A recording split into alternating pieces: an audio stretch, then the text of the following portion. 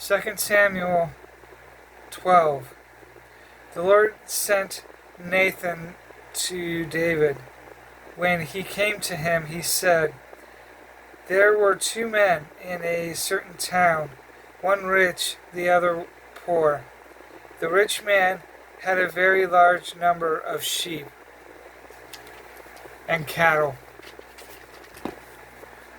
but the poor man had nothing except one little ewe lamb he had bought.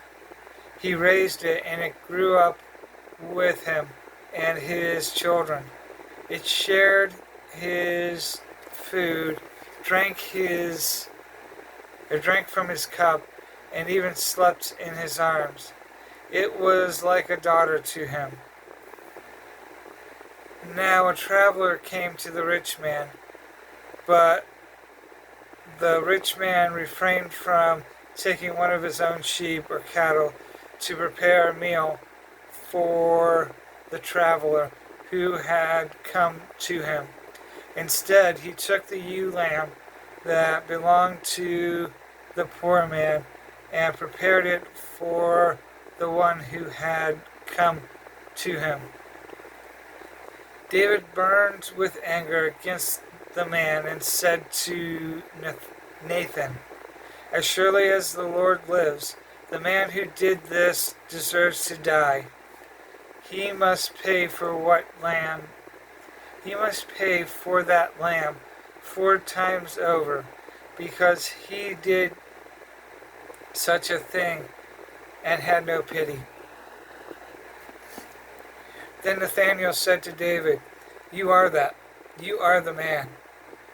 This is what the Lord, the God of Israel, says, I appointed you king over Israel, and I delivered you from the hand of Saul. I gave your master's house to you, and your master's wives are into your arms.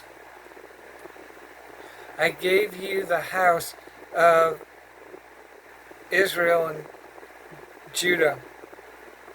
And if all this had been too little, I would have given you even more. Why did you despise the word of the Lord by doing what is evil in his eyes? You struck down Uriah the Hittite with the sword, and took his wife to be your own. You killed him with the sword of the Amorites. Now, therefore, the sword will never depart from your house, because you despised me, and took the wife of Uriah the Hittite to be your own.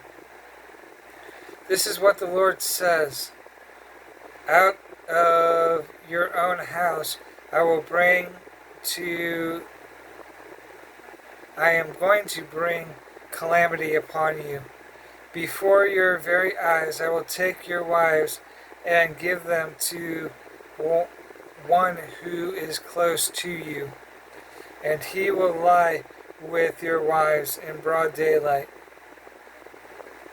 You did it in secret, but I will do this thing in broad daylight before all Israel. Then David said to Nathanael, I have sinned against the Lord. Nathanael replied, The Lord has taken away your sin. You are not going to die, but because by doing this you have made the enemies of the Lord show utter contempt, the son born to you will die. After Nathanael had gone home, the Lord struck the child that Uriah's wife had borne to David, and he became ill. David pleaded with God for the child. He fasted and went into his house and spent the night lying on the ground. The elders of his household stood before him to get him up from the ground, but he refused, and he would not eat any food with them. On the seventh day, the child died. David's servants were afraid to tell him that the child had died, for they thought, while the child was still alive, we spoke to David, but he would not listen to us. How can we tell him the child is dead? He may do something desperate. David noticed that his servants were whispering among themselves, and he realized the child was dead. Is the child dead? He asked. Yes, they replied. He is dead. Then David got up from the ground.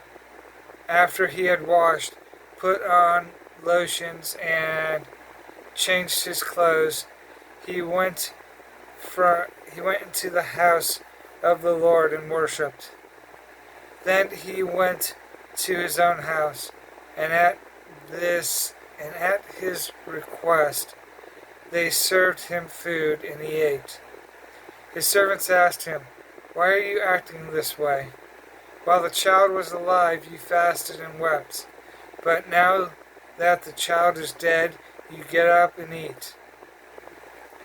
He answered, "While the child was still alive, I fasted and wept. I thought, who knows, the Lord may be gracious to me and let the child live. But now that the child is dead, why should I fast? Can I bring him back again? I will go to him, but he will not return to me." Then David comforted his wife Bathsheba, and he went to her and lay with her. She gave birth to a son, and they named him Solomon. The Lord loved him, and because the Lord loved him, he sent word through Nathanael the prophet to name him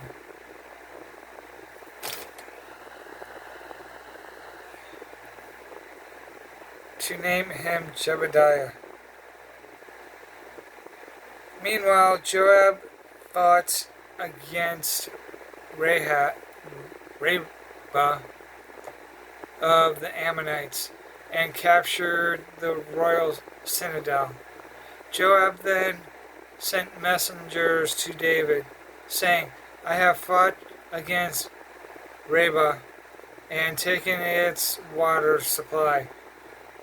Now muster the rest of the troops and besiege the city and capture it. Otherwise I will take the city, and it will be named after me." So David mustered the entire army and went to Rabbah and attacked and captured it. He took the crown from the head of their king. Its weight was a talent of gold, and it was set with precious stones, and it was placed on David's head.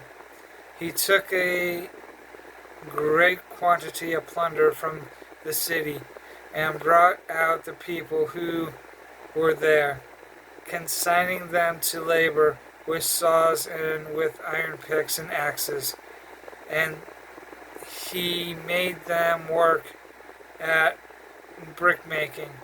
He did this to all the Ammonite towns. Then David and his entire army returned to Jerusalem.